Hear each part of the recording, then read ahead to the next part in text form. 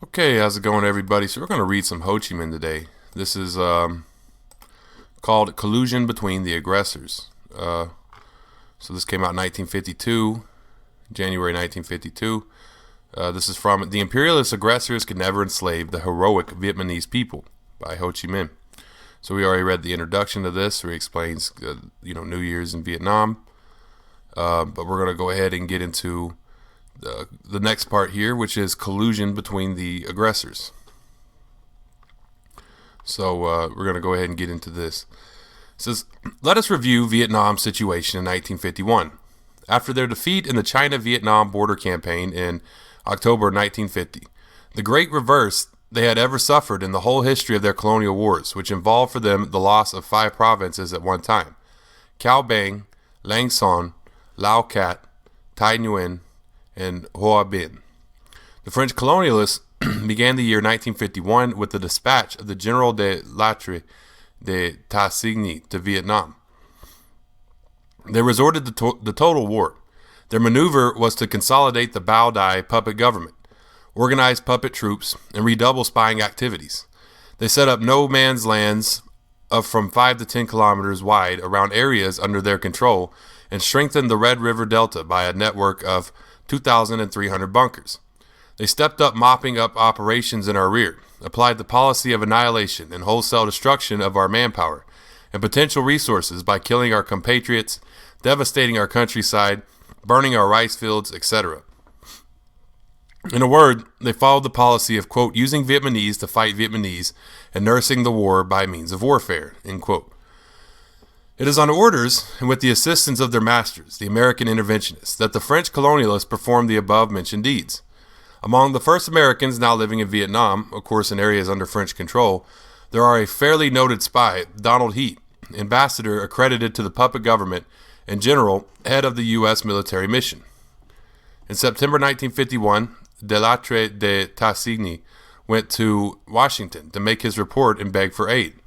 In October, General Collins, Chief of Staff of the U.S. Army, came to Vietnam to inspect the French Expeditionary Corps and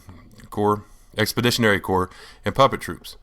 In order to show their American masters that U.S. aid is used in a worthwhile manner at present as well as in the future, in November, de Lattre de Tassigny attacked the chief town of Hoa Binh province.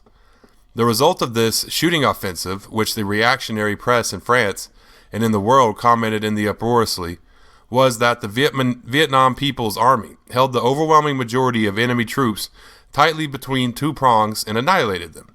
But this did not prevent the Lattre de Tassigny and his henchmen from hullabalooing in that they had carried the day. At the very beginning of the war, the Americans supplied France with money and armaments. To take an example, 85% of weapons, war materials, and even canned food captured by our troops were labeled, quote, made in the USA, end quote. This aid had been stepped up all more rapidly since June 1950, when the USA began interfering in Korea. American aid to the French invaders consisted in airplanes, boats, trucks, military outfits, napalm bombs, etc. Meanwhile, the Americans compelled the French colonialists to step up the organization of 4 divisions of puppet troops, and each party footing half the bill. Of course, this collusion between the French and American aggressors and the puppet clique was fraught with contradictions and contentions. The French colonialists are now landed in a dilemma. Either they receive U.S. aid and be then replaced by their American allies, or they receive nothing and then be defeated by the Vietnamese people. To organize the puppet army by means of presaging the youth in areas under their control would be tantamount to swallowing a bomb when one is hungry. One day will come when the bomb bursts inside. However, not to organize the army on this basis would mean instantaneous death for the enemy, because even the French strategists have to admit that the French Expeditionary Corps grew thinner and thinner and is on the verge of collapse. Furthermore, U.S. aid is paid for at a very high price in the enemy-held areas. French capitalism is swept aside by American capitalism. American concerns like the Petroleum Oil Corporation, the Caltex Oil Corporation, the Bethlehem Steel Corporation, the Florid Phosphate Corporation, and others monopolize rubber, ores, and other natural resources of our country. U.S. goods swamp the market. The French reactionary press, especially Le Monde, is compelled to acknowledge sadly that French capitalism is now giving way to U.S. capitalism. The U.S. interventionists have nurtured the French aggressors and the Vietnamese people, but the Vietnamese people do not let anybody delude and enslave them. People's China is our close neighbor. Her brilliant example gives us great impetus. Not long ago, the Chinese people defeated the U.S. imperialists and won a historical victory. The execrated Chiang Kai-shek was swept from the Chinese mainland, though he is more cunning than the placeman, Bao Dai. Can the U.S. interventionists, who were drummed out of China and are now suffering heavy defeats in Korea, conquer Vietnam? Of course not. Okay, yeah. So that's a Collusion Between the Aggressors by Ho Chi Minh, written in 1952. So this is, that's Ho Chi Minh.